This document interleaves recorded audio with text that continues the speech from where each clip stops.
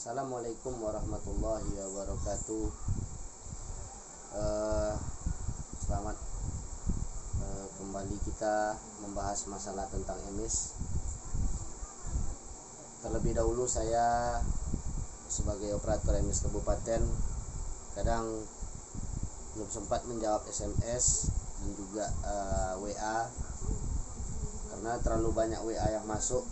Jadi jujur yang ditanyakan sama dan itu saja. Jadi pada kesempatan ini, pada video ini saya ingin membahas khusus yang lagi hangat-hangatnya masalah siswa. Masalah tentang banyak masalah tentang siswa, entah itu tentang kelulusan, entah itu tentang kenaikan kelas, entah itu tentang siswa baru masuk. Jadi pada kawan-kawan, saya ingin kembali menyampaikan kepada kita semua. Yang pertama, sebenarnya mudah sih mengerjakan pendataan siswa ini, asal kita tahu dulu juknis dan baca juknis dan baca aturan. Karena ini penting, kita baca dulu juknisnya, kita baca dulu surat EMIS itu sendiri, baru nanti kita kerjakan. Juknis itu yaitu berupa tata cara, dan itu sudah saya kirim ke grup WA kita. Jadi mohon di scroll lagi, dicari lagi ke atas. Bagi yang kawan-kawan yang operator baru, kami ucapkan selamat bergabung dengan kami di EMIS Kabupaten Kampar, EMIS Madrasah khususnya. Dan ini jujur kawan-kawan, kita harus baca dulu, baca, telaah, dan ikuti caranya. Jangan dibalik. Saya ulangi, baca, kita cerna, kita telaah, kita pelajari, kita ikuti caranya. Kalau masih buntu juga baru bertanya. Jangan terbalik, bertanya, tidak membaca, tidak mentelaah, dan suratnya pun tidak tahu. Ini mohon kepada kita bersama. Saya mohon maaf juga ini pada kawan-kawan dan juga Bapak Kepala Madrasah dan semua unsur yang terkait. Mohonlah kita bersama dalam menyelesaikan pendataan EMIS ini dengan cara yang tidak membuat kita terlalu susah dan terlalu banyak bertanya. Yang pertama, kita telusuri dulu data siswa. Untuk kelulusan siswa semester ini, kita tentu mengerjakan dulu yang lulus. Kita luluskan dulu siswa kita itu dengan cara, di situ kan ada nanti itu kita pilih anak kelas 9 di data kelulusan.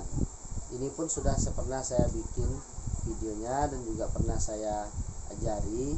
Mungkin kawan-kawan lupa, isi nilainya. Jangan meluluskan satu-satu, tapi luluskan per rombel. Contoh kelas 9 ini, luluskan semuanya, checklist lulus. Lanjut yang keduanya, luluskan juga terus semuanya. Yang paling simple, data kelulusan anak itu harus kita tengok dulu yang manualnya. Contoh, anak yang lulus itu 150 orang. Cek dulu 150 ini. Cek, tengok di EMIS-nya, kasih nilainya. Ini yang harus kita lakukan.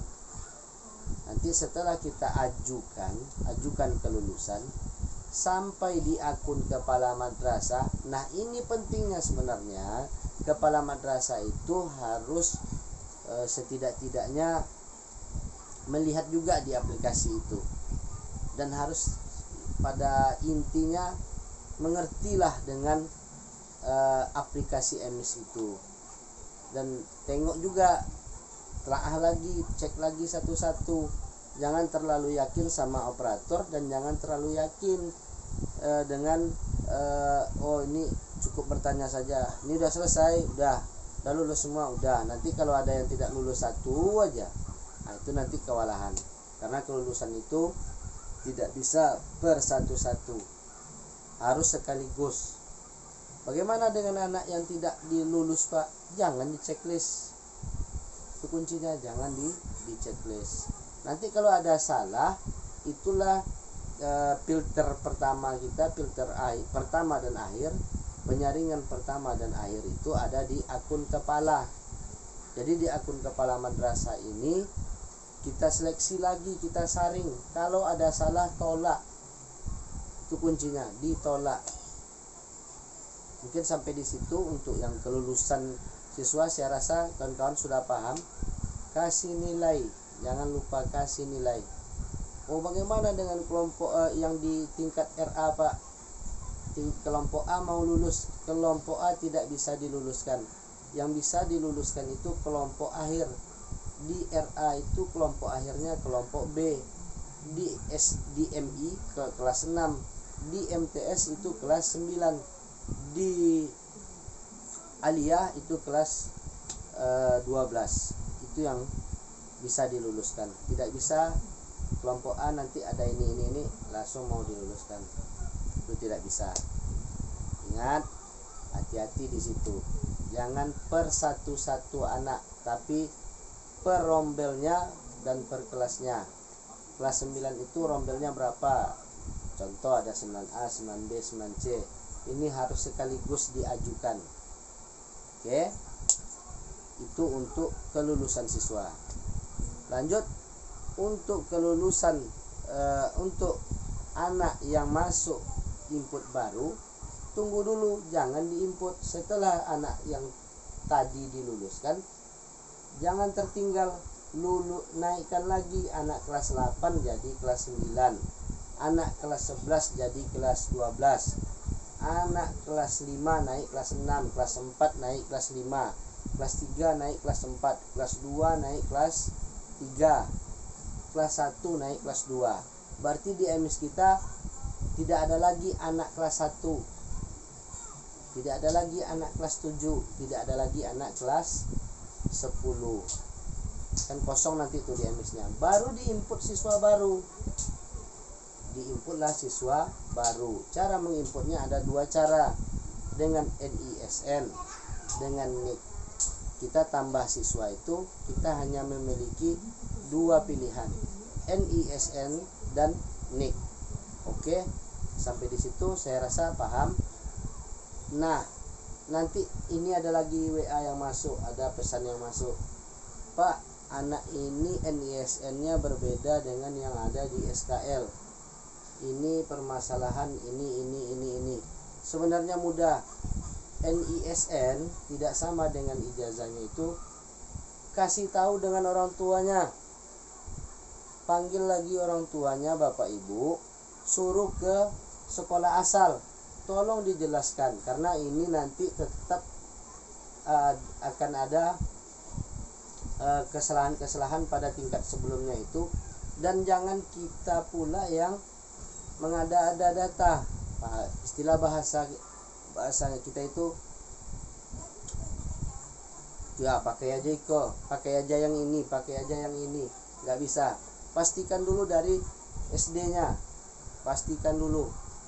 Kalau perlu bikin surat keterangan, jadi kita tidak disalahkan pada tingkat lanjutannya. Nanti pas ada masalah kita pula yang disalahkan.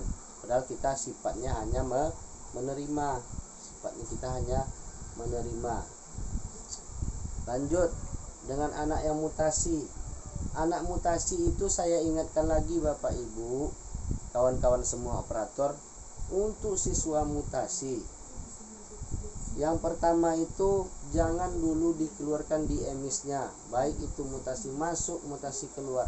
Apa yang harus kita lakukan dulu? Pastikan dulu surat pindahnya, pindah manualnya. Sepanjang yang saya tahu, mutasi itu Bapak Ibu, yang pertama adanya rekomendasi penerima dulu. Sekolah tujuannya sekolah apa. Lanjut baru keluar surat mutasi. Dan ini diketahui oleh dinas setempat. Kalau dari SMP harus diketahui oleh dinas dispora. Kalau di bawah madrasah tentu dari Kementerian Agama. Ini wajib.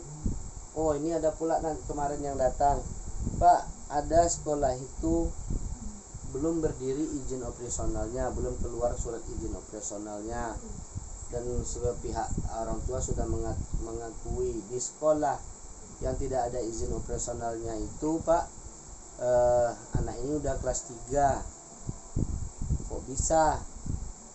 Dan ini saya ingatkan, jangan kita untuk madrasah yang belum memiliki izin operasional ini tidak bisa kita terima secara data, karena di EMIS itu madrasah asal, sekolah asal itu sudah memiliki NPSN. Itu kuncinya. Kalau tidak punya NPSN, bagaimana kita mau memutasikan anaknya? Jangan coba-coba nanti dimasukkan di kelas baru, Bapak Ibu minta dinaikkan tingkatnya. Ini kerjaan yang salah. Itu bukan salah tingkat. Dan saya ingatkan lagi, bagi kawan-kawan yang mengerjakan 2 madrasah, 3 madrasah atau lebih, minimal dalam satu atap itu, dalam satu yayasan itu, Bapak juga operatornya, Alia Bapak juga, ini yang MTS Bapak juga. Ini mohon saya sampaikan lagi, kalaulah ini selalu terjadi, tentu tingkat kerumitan, tingkat cara kerja kita itu akan susah. Jadi kami bikin kemarin surat itu sesuai dengan aturan Juknis, satu madrasah itu satu operator, dan penanggung jawabnya itu kepala sub tata usaha, itu dari KTU. Abi apa? Bikin video dulu. Nggak ada menapir dari KTU. Jadi sesuai dengan aturan dari Menteri Agama, kami yang di tingkat kabupaten, saya ulangi, kami yang dari tingkat kabupaten, penanggung jawab itu Kasubag Tata Usaha, koordinatornya Kepala Seksi Pendidikan Madrasah, dan operatornya saya sendiri dengan Bapak Usman. Untuk tingkat madrasah, penanggung jawabnya kepala madrasah, koordinatornya kepala tata usaha, dan satu operator. Jadi SK itu harus ada, SK madrasah itu harus ada, Pak. SK tim pendataan EMIS itu harus dibuat, dikeluarkan. Jadi saya rasa untuk masalah siswa, kawan-kawan, ada juga lagi ini yang bertanya, siswa sudah saya nonaktifkan, Pak, anak ini kemarin tidak masuk, tidak kerja, tidak belajar, tahu-tahu sekarang mau masuk lagi. Ini silahkan Bapak Ibu, kalau dia pindah tidak perlu diaktifkan lagi di madrasah kita, Pak, karena itu sudah terhitung keluar dan anak itu tidak terdata lagi di madrasah kita. Jadi kalau dia pindah ke madrasah yang lain, berarti itu harus diaktifkan lagi. Silakan hubungi operator kanwilnya, dan dari operator madrasah itu mengusulkan ke operator kabupaten, dan kabupaten ke kanwilnya. Tidak perlu kita aktifkan lagi kalau memang sudah dinonaktifkan.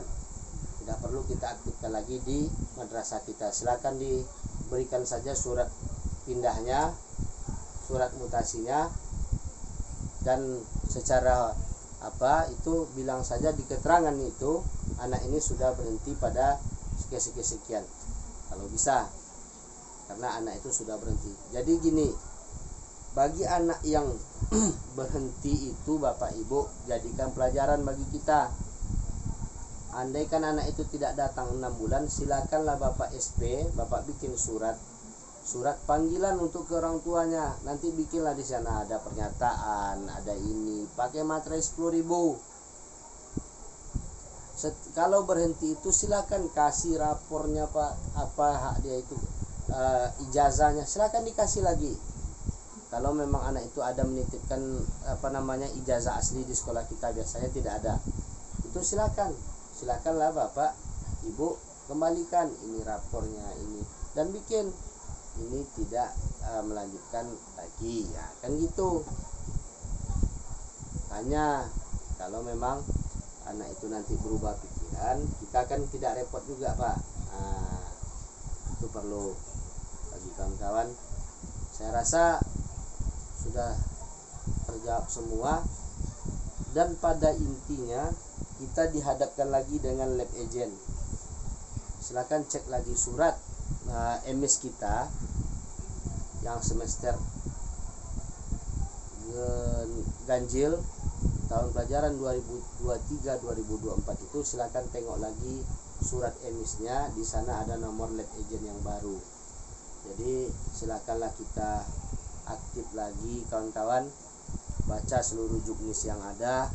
Cara melihat juknis itu ada di alamat Kemenak Emis Pendis Kemenak Goid. Bentar saya coba tengok lagi, saya tidak terlalu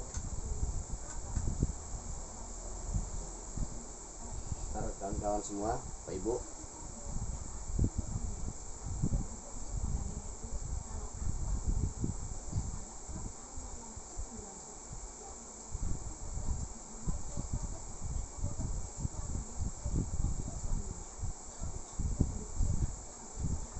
Dan ini oke. Jadi bagi kawan-kawan yang belum subscribe channel ini, silahkan di like, di subscribe supaya saya selalu update. Saya sekarang memulai update segala informasi itu di YouTube saya ini saja, karena sayang juga YouTube kita ini belum sampai jam tayangnya. Dan mohon kepada kawan-kawan untuk bersama kita membangun channel ini, karena channel ini channel resmi, channel saya, dan ini khusus saya persembahkan channel ini untuk MS kita, dan saya tidak ingin buat channel baru. Ini silakan kita subscribe, kita like dan komen. Silakanlah di komen, kasih masukan, kasih pertanyaan, apa-apa yang belum saya jawab, nanti insya Allah saya jawab lagi dengan video terbaru saya. Demikian, ini khusus kita bahas masalah siswa. Untuk part 2 nya nanti kita bahas masalah data guru, part 3 nya data kelembagaan, dan selanjutnya kalau ada nanti masalah-masalah baru kita coba tuntaskan bersama. Pada kawan-kawan semua saya ucapkan selamat bekerja, jaga kesehatan, mudah-mudahan kita sehat selalu dan tugas kita selalu tepat waktu dalam menyelesaikan peraturan MS kita. Assalamualaikum warahmatullahi wabarakatuh.